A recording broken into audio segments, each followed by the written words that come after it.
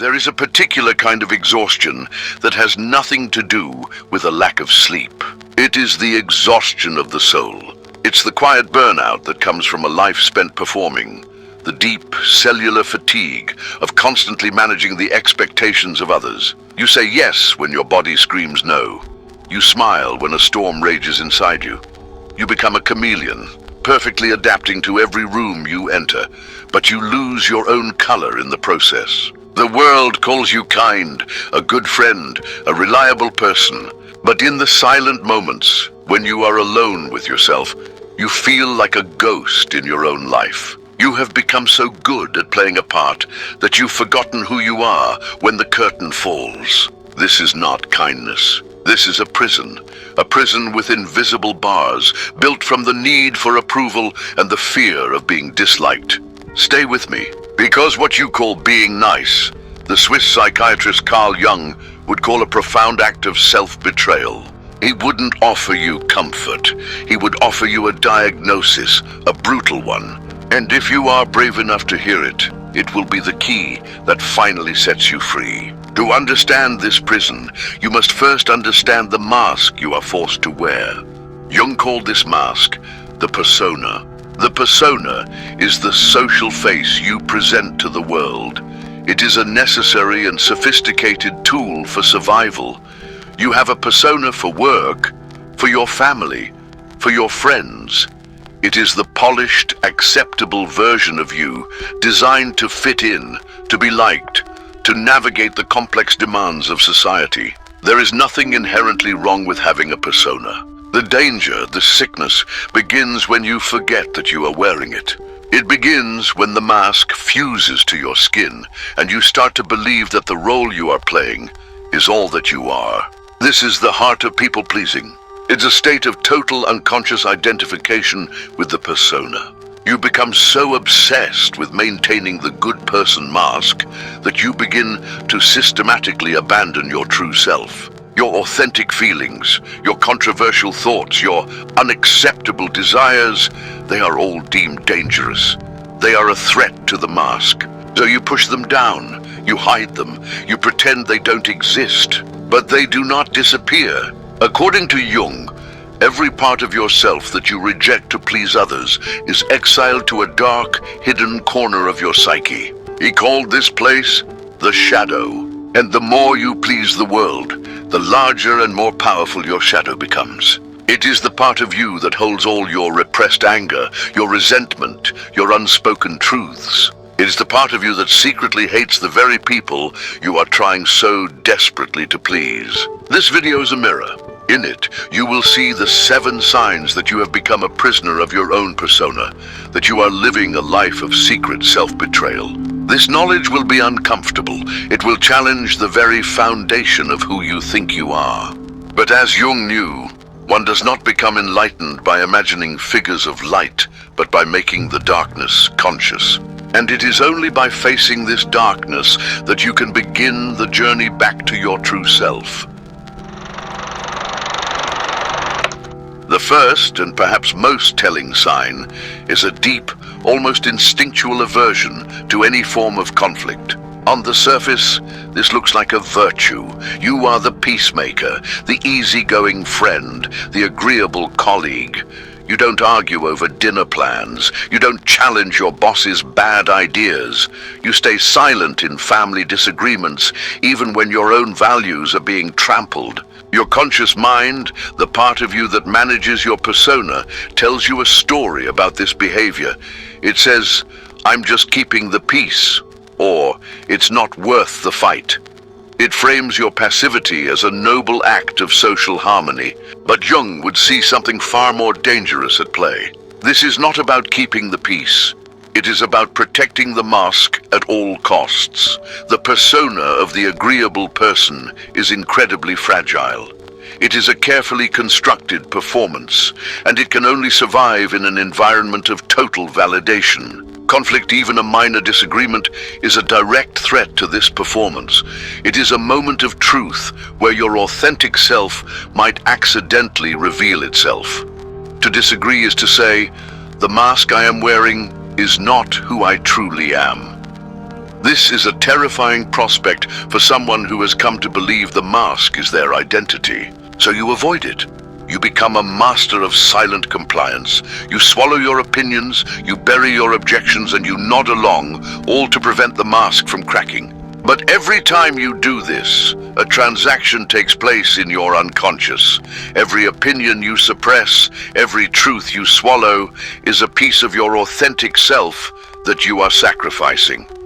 You are, in essence, feeding your own vitality to the persona to keep it alive. This is why, after a social gathering where you've been particularly agreeable, you feel that strange, quiet exhaustion.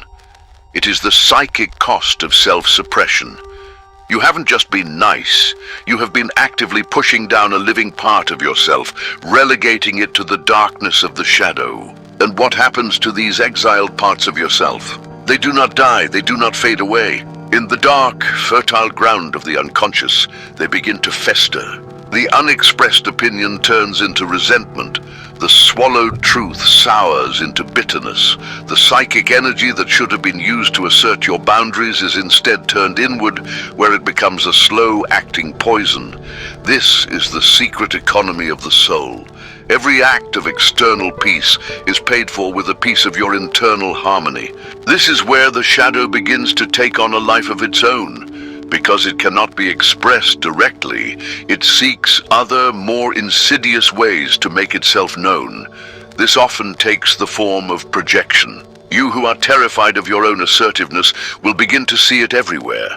And you will despise it. You will judge the colleague who speaks their mind as arrogant. You will label the friend who sets a boundary as selfish. You see in them the very quality you have disowned in yourself, and you attack it, not realizing you are only attacking a mirror image of your own repressed potential. Even more telling is when this suppressed energy leaks out sideways. It manifests as passive aggressiveness. The sarcastic comment disguised as a joke, the accidental forgetting of a promise, the silent treatment that punishes another person without the need for a direct confrontation. These are the calling cards of a shadow that has been denied a healthy voice. And then there is the eruption. It is the moment when the pressure becomes too much. After weeks, months, or even years of silent compliance, a minor incident occurs. Someone cuts you off in traffic, a cashier is rude, and the dam breaks. An explosion of rage erupts that is completely out of proportion to the situation. This is the shadow, starved for recognition, finally bursting forth. It is a terrifying moment, both for you and for those around you, because it feels completely out of character. But Jung would say it is not out of character at all. It is the most authentic part of you that has been seen in a very long time. It is the brutal, undeniable proof that the peace you have been keeping is a lie. You have not avoided conflict. You have simply moved the battlefield from the world into your own soul. The second sign is not just an action, but a powerful internal reaction. It is the wave of guilt, anxiety, and sometimes even panic that washes over you at the mere thought of saying no. Someone asks for a favor you don't have the time or energy for. A friend invites you to an event you have no desire to attend. A family member makes an unreasonable demand. The correct, healthy answer is a simple, honest no. But for you, that word feels like a weapon. To use it feels like an act of aggression, a betrayal. So you say yes. And as you say it, you feel a familiar sinking feeling, a quiet sense of self-abandonment. Your conscious mind has a library of justifications for this. I don't want to hurt their feelings. It's easier to just do it than to explain why I can't. I want to be a helpful person. These are the stories your persona tells itself to maintain its flawless performance as the selfless, ever-available individual. But Jung would look past these surface-level excuses and see a much deeper psychological drama unfolding. He would see that your guilt is not about hurting others, it is about the terror of defining yourself. The word no is the most fundamental tool of individuation. It is the word we use to draw a line in the sand and declare, "This is where I end, and you begin." It is an act of psychic separation, a necessary step in forming a solid, independent identity. For the people pleaser, this act of separation is terrifying. Why? Because you have become so fused with your persona, the mask of the helper, that you no longer have a strong sense of an individual self apart from that role. Your identity is not your own. It is a reflection in the eyes of others.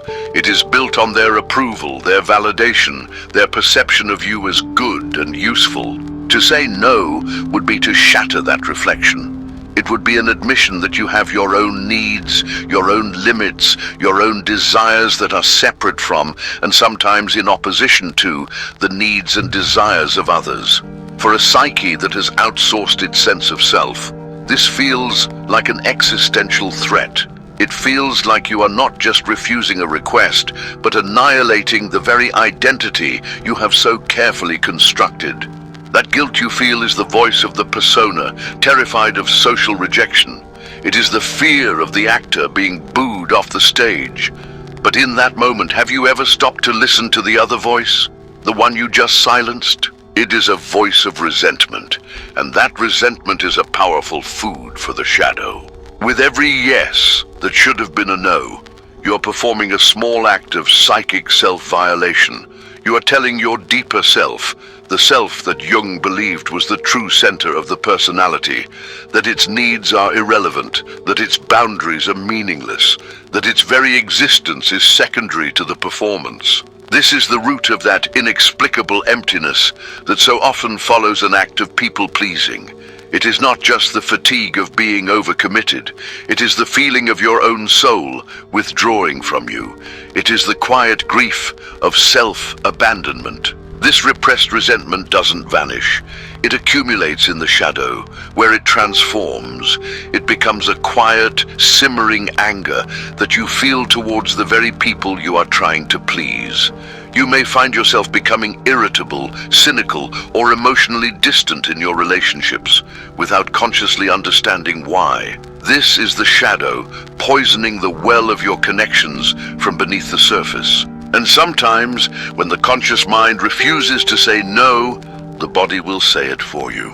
This can manifest as chronic fatigue, tension headaches, digestive issues, or a general feeling of being unwell. These are not random ailments. They are the physical expression of a psyche that is being consistently violated by its own choices. Your body is staging the protest that your voice will not. It is the ultimate desperate no. Therefore, this guilt is not a sign that you are a bad person for wanting to set a boundary. It is a brutal diagnostic sign that you have become a bad person to yourself. It is a signal that your persona has become a tyrant, and your true self is being starved in the dungeon of your own psyche. It is a warning that the price of being liked by everyone is to be a stranger to yourself. The third sign is a subtle but profound corruption of your own value system. You have come to believe, unconsciously, that your worth as a human being is directly proportional to your utility to others. This manifests as a constant, restless need to be helpful. You are the first to volunteer, the last to leave. You offer advice that wasn't asked for. You take on burdens that are not yours to carry, and you feel a deep, gnawing discomfort when you are in a situation where you cannot be of service. On the surface, your persona presents this as a noble quality. It tells you and the world that you are simply a generous, caring, and indispensable person. You are the strong one, the one everyone can rely on. This role may even bring you a great deal of praise, which serves as a powerful reinforcement for the performance. But Jung would see this not as strength, but as a symptom of a critically fragile identity. For the people-pleaser, self-worth is not an inherent internal state. It is something that must be constantly earned, moment by moment, from the outside world. Your sense of value is not something you are. It is something you do for others.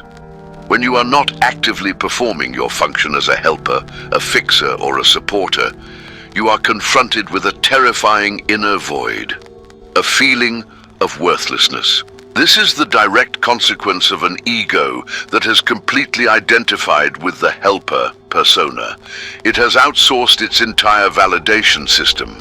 Instead of building a solid foundation of self-worth from within, by knowing your own values, honoring your own needs, and pursuing your own authentic path, you have built a fragile identity on the shifting sands of external approval.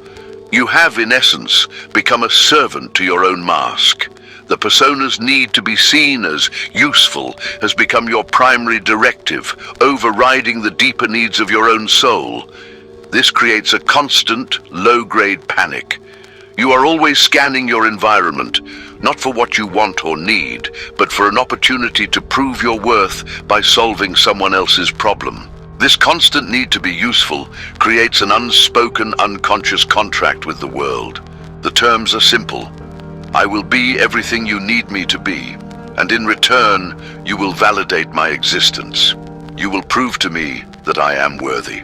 But this is a contract that is destined to be broken, because the other party never signed it. And what happens when your utility is not recognized? When your help is rejected, or your sacrifices go unnoticed? For a psyche built on this fragile foundation, it is a catastrophic blow. It is not just a moment of disappointment, it is a moment of complete invalidation. It feels like your very reason for being has been denied. This is where the shadow once again begins to stir. The resentment that builds is immense. You begin to see others who are not constantly performing, who are comfortable simply being, as lazy, selfish, or entitled. You may feel a flash of anger at a friend who prioritizes their own rest over your needs. You may feel a deep bitterness towards a world that does not seem to appreciate your endless efforts. This, Jung would say, is a classic projection. You are projecting your own disowned desire for rest, for self-prioritization, for a life that is not based on performance, onto others, and you are attacking it viciously. You despise in them the very freedom you have denied yourself. The ultimate cost of this dynamic is a profound and tragic form of burnout.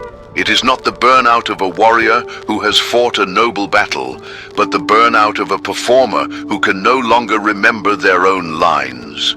You become exhausted by a role you never consciously chose to play. And in this exhaustion, a devastating realization can begin to dawn.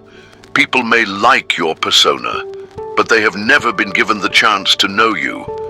They value what you do for them, but they have no relationship with the authentic self that is hidden beneath the mask. The brutal irony is that in your relentless pursuit to prove your worth to the world, you neglect the one thing that could give you an unshakable sense of value, your own authentic self. You have become so busy being useful that you have forgotten how to simply be. The fourth sign is a seemingly small habit, a verbal tic that reveals a universe of inner turmoil. It is the compulsive, almost reflexive need to apologize. You apologize when someone bumps into you. You apologize for asking a question. You apologize for having an opinion, for taking up space, for the weather being bad. The words, "I'm sorry," leave your lips before you have even had a chance to assess who, if anyone, is actually at fault. Your persona, the ever-vigilant social manager, has a simple explanation for this. It tells you that you are just being polite, humble, and considerate. It frames this habit as a social lubricant, a way of showing that you are a conscientious person who is aware of the feelings of others. But Jung would see this not as politeness, but as a desperate and pathological attempt to manage the emotional states of everyone around you. This is a symptom of a psyche with porous, undefined boundaries. The people-pleaser does not have a clear sense of where their own responsibility ends and another person's begins. You have become so externally referenced that you unconsciously believe you are somehow responsible for the feelings, reactions, and even the minor inconveniences of others. In this psychological landscape, an apology is not an admission of wrongdoing. It is a preemptive strike. It is a tool you use to diffuse a potential negative reaction before it can even form. It is a desperate plea sent out into the world that says, "Please do not be angry with me. Please do not be disappointed in me. Please do not abandon me. I will absorb the blame for this situation, whatever it is, so that you will continue to see my persona as good and inoffensive." This is a profound misunderstanding of true responsibility. You are attempting to control the uncontrollable, the inner world of another human being. This habit reveals a psyche that has not yet successfully individuated. Instead of standing as a separate sovereign individual, you are still psychically fused with the collective, operating under the terrified assumption that any disruption in social harmony is a direct threat to your own existence. You apologize not because you are sorry for what you did, but because you are terrified of what the other person might feel. The cost of this constant self-blame is immense. Every time you apologize for something that is not your fault, you are performing a subtle but powerful act of self-invalidation. You are taking a piece of your own reality, your own legitimate perception of an event, and declaring it to be wrong. You are, in essence, gaslighting yourself on behalf of the world. This has a devastating effect on your relationship with your own inner world. The authentic self, the part of you that knows the truth of a situation, is consistently overruled, shamed, and silenced. It learns that its perspective is not only unimportant, but dangerous to the survival of the persona. And where does the energy of that silenced truth go? It is, once again, relegated to the shadow. The shadow of the over-apologizer is filled with a quiet, simmering rage. It is the rage of the unjustly accused. It is the part of you that screams, "I did nothing wrong," but is never allowed a voice. This repressed anger then begins to poison your psyche from within. You may find yourself becoming hypercritical of others. You might feel an intense, irrational irritation at people who you perceive as making excuses or not taking responsibility. This, Jung would identify as a clear projection. You are projecting your own disowned sense of injustice onto the world, attacking others for the very self-betrayal you are committing against yourself. Furthermore, this habit erodes your capacity for genuine accountability. When "I'm sorry" becomes a meaningless reflexive phrase used to smooth over social anxiety, it loses all its power for the times when a real apology is necessary. You become so accustomed to taking the blame for things that are not your fault that you may struggle to truly feel and express remorse when you actually are at fault. The currency of your apology has been devalued through overuse. Ultimately, this constant apologizing is a ritual of self-diminishment. Each unnecessary sorry is a small prayer to the god of social approval, paid for with a piece of your self-respect. It is a brutal sign that you have come to believe that your own existence, your own space in the world, is an inconvenience to others that must be constantly excused. You are not just apologizing for an action, you are apologizing for who you are. The fifth sign is a subtle, often praised but deeply revealing trait. You are a master of social adaptation, a chameleon. With one group of friends you are witty, cynical, and sharp-tongued. With another you are earnest, spiritual, and gentle. At work you are the consummate professional, serious, driven, and detached. You effortlessly absorb the mannerisms, the opinions, and even the humor of whatever group you are in, blending in so perfectly that you become an indispensable part of the social fabric. Your conscious mind, the ever-present defender of the persona, frames this as a remarkable skill. It tells you that you are socially intelligent, flexible, and good with people. It is a survival strategy that has likely served you well, allowing you to navigate diverse social landscapes without ever causing a ripple. But Jung would see this not as a sign of social mastery, but as a symptom of a hollow core. This is not true adaptability, which comes from a strong, centered self that can engage with different perspectives without losing its own. This is a form of psychic dissolution. You are not relating to others, you are dissolving into them. The healthy individual has a single, well-defined persona that they consciously wear in the social world. But the people pleaser does not have one mask. They have an entire wardrobe of them, each one borrowed from the collective expectations of the group they are with. You become a blank canvas, allowing others to project their own needs and desires onto you, and you dutifully reflect back whatever they want to see. This happens when the ego is not strong enough to hold a consistent sense of self. It is a sign of a profound failure in the process of individuation, the lifelong journey of becoming a distinct, whole individual. Instead of developing a solid inner core, your identity is fluid, shapeless, and entirely dependent on the external environment for its definition. This is why you may experience a profound and terrifying sense of emptiness when you are alone, when there is no one to mirror, no social cues to adopt. Who are you? The stage is empty, the audience has gone home, and the actor realizes they have no identity of their own. They have spent so long playing other people's parts that they have completely forgotten their own. This feeling of emptiness is not a sign that you are broken. It is a sign that something essential is missing. It is the quiet, aching grief for the authentic self you have abandoned. And what of this abandoned self, the one with consistent beliefs, unique tastes, and unpopular opinions? It does not simply vanish. It is pushed down, exiled into the shadow.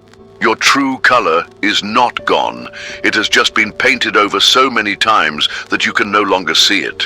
In the unconscious, this repressed self becomes a source of immense psychic tension. It is a ghost that haunts you. It may manifest as a persistent, low-grade depression you can't explain, or a sudden, sharp anxiety that feels like you are an imposter about to be exposed. This is the authentic self, rattling the bars of its cage, reminding you that the performance you are living is a lie. This dynamic also leads to a particularly painful form of projection. Because you lack a stable inner core, you may find yourself intensely critical of people you perceive as fake or inauthentic. You see them as performers, not realizing that the venom you feel is actually your own self-loathing. Projected outward, you are attacking the very quality in them that you are most ashamed of in yourself. Conversely, you might find yourself irresistibly drawn to people with very strong, even rigid personalities. You admire their certainty, their unwavering sense of self, and you may even try to merge with them, unconsciously hoping to absorb the stability that you lack. You become a satellite, orbiting a stronger gravitational pull, further abandoning the task of becoming your own center. The ultimate cost of being a chameleon is a form of psychic fragmentation. You are not a whole person. You are a collection of disconnected roles, a series of masks with no one underneath. You have become so adept at reflecting the expectations of others that you have lost the ability to emit your own light. The brutal diagnosis is this: in your desperate attempt to be everything to everyone, you have become nothing to yourself. You have gained the world's acceptance, but the price was your own soul. The sixth sign is not found in a single action, but in a repeating tragic pattern that echoes through your life. You consistently find yourself in one-sided relationships where you are the giver and they are the taker. It is the friend who only calls when they need something, the partner whose crises always become your responsibility, the family member who drains your emotional energy without ever offering anything in return. You find yourself playing the role of the therapist, the cheerleader, the rescuer, over and over again, often with different people who somehow feel strangely the same. Your persona The mask of the compassionate savior has a noble story for this. It tells you, I just see the good in people, or I'm a forgiving person, or they're just going through a tough time and they need me. This narrative allows you to see yourself as a virtuous, long-suffering saint, and it justifies your continued investment in relationships that are emotionally bankrupt. But Jung would see this not as a pattern of bad luck, but as a form of unconscious self-sabotage driven by the deepest parts of your psyche. He would explain that the psyche is drawn not to what is healthy, but to what is familiar. In childhood, you may have learned a dangerous equation, that love is not given freely, but must be earned through service, by fixing someone else's pain, or by being the good one who never causes trouble. This becomes the unconscious blueprint for all your future relationships. Your persona, therefore, becomes a key, unconsciously seeking the specific lock of a person who needs to be fixed, managed, or saved. You are drawn to the emotionally unavailable, the chaotic, the project, not because you are a saint, but because they are the only people who allow you to play the one role you know how to play. A healthy, balanced person who doesn't need saving is a threat to your identity. They offer no stage for your performance. This is not a conscious choice. It is a form of psychic gravity. It is what Jung called a compulsion to repeat, a deep, unconscious drive to recreate the original wound over and over again, in the desperate hope that this time you can finally get it right. This time, if you just give enough, fix enough, and please enough, you will finally earn the love and validation that was withheld from you long ago. But this is a game that can never be won. You are attempting to heal a childhood wound with an adult relationship, and the two are not the same. The person you are trying to save is not the person who can give you the validation you truly crave. They are merely a stand-in, a ghost from your past, wearing a new face. And so, the pattern repeats. You give and you give and you give, and you are left feeling empty, unseen, and profoundly alone, even in the company of the person you are trying so hard to please. This is where the shadow finds its richest soil. The resentment that accumulates is not just a fleeting frustration. It is a deep, psychic poison. It is the righteous anger of the authentic self, the part of you that knows it deserves reciprocity, that knows it deserves to be seen and loved for who it is, not for what it can provide. This repressed anger, having no healthy outlet, begins to leak out in destructive ways. You may find yourself becoming secretly contemptuous of the very people you are trying to save. In your mind, you may label them as needy, broken, or pathetic, not realizing that this is a projection of your own disowned neediness and brokenness. You are, in a tragic irony, disgusted by the very wound you were drawn to heal. Furthermore, this dynamic makes true intimacy impossible. A genuine connection can only be formed between two whole individuals. But in this pattern, you are not relating as a whole person. You are relating as a function, a role.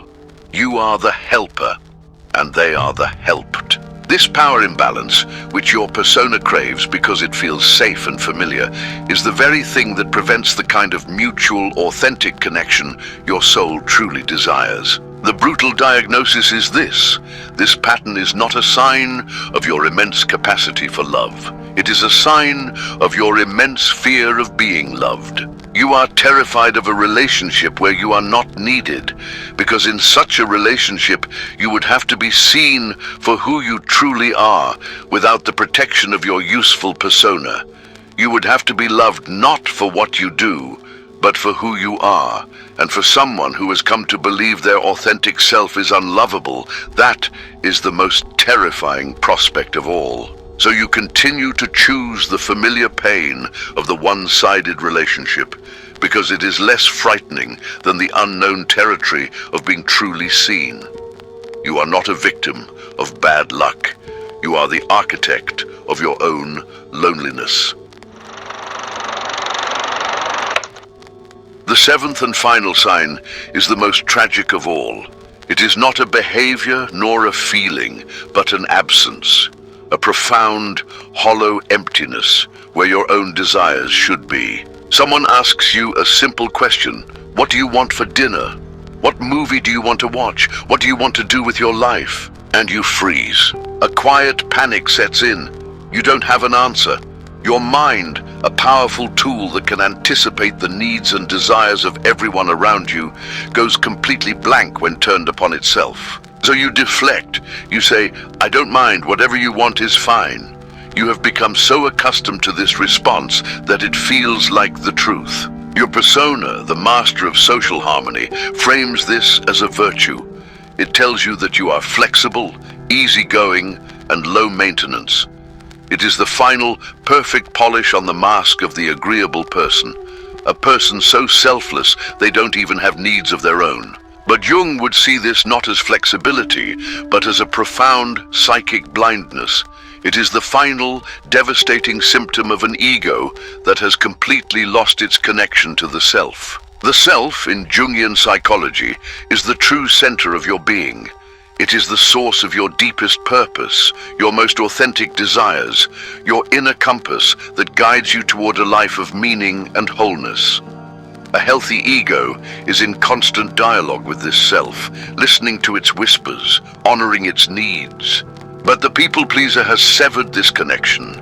The ego has become so identified with the persona, so focused on the external world of social approval, that it has gone deaf to the inner world. It has forgotten how to listen. Your desire is no longer your own. It has been replaced by a sophisticated scanning mechanism.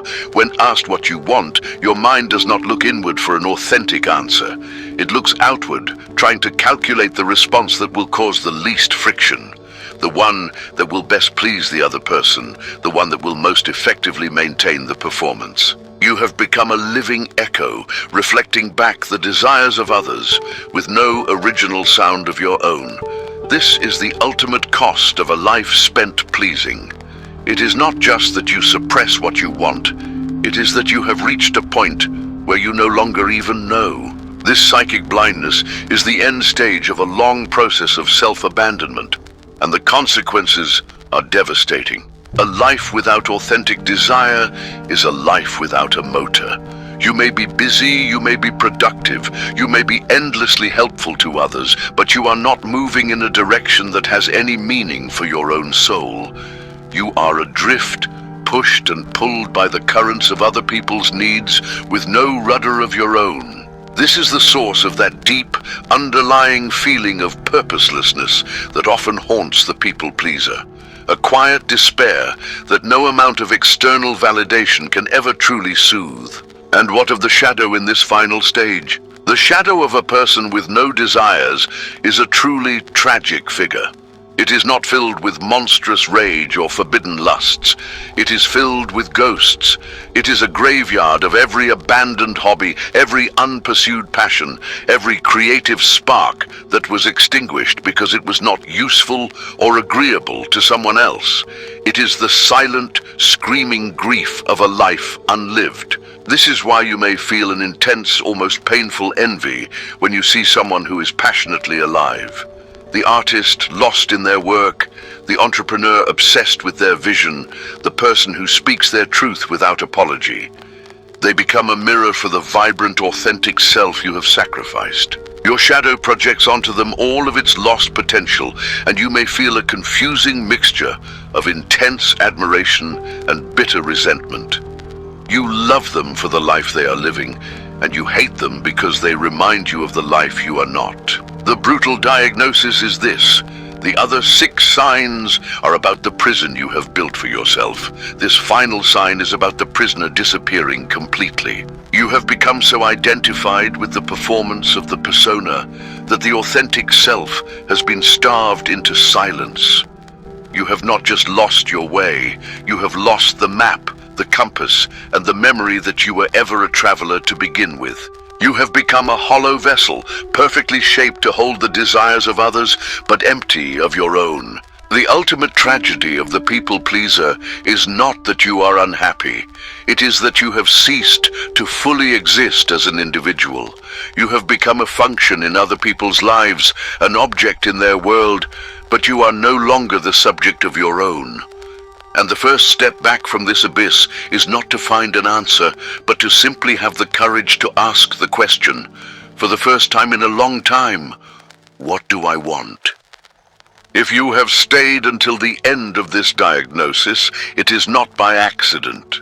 It is because a part of you, the authentic self that has been silenced for so long, recognizes the truth in these words. This knowledge, as uncomfortable as it may be, is not a life sentence. It is an invitation. It is the first light in the darkness. It is the beginning of the most important journey a person can take, the journey of individuation, of becoming whole. But a diagnosis is not a cure. Knowing the signs is not the same as finding the path out of the prison. That is why the next video in this series will be a blueprint. We will explore Jung's practical methods for setting boundaries, integrating the shadow, and learning for the first time how to listen to the voice of your authentic self. So if you are ready to stop performing and start living, do two things. First, answer this in the comments. What is one thing you would do if you were not afraid of what others would think? Second, subscribe and turn on notifications so you do not miss the next step on this path. The journey inward begins now.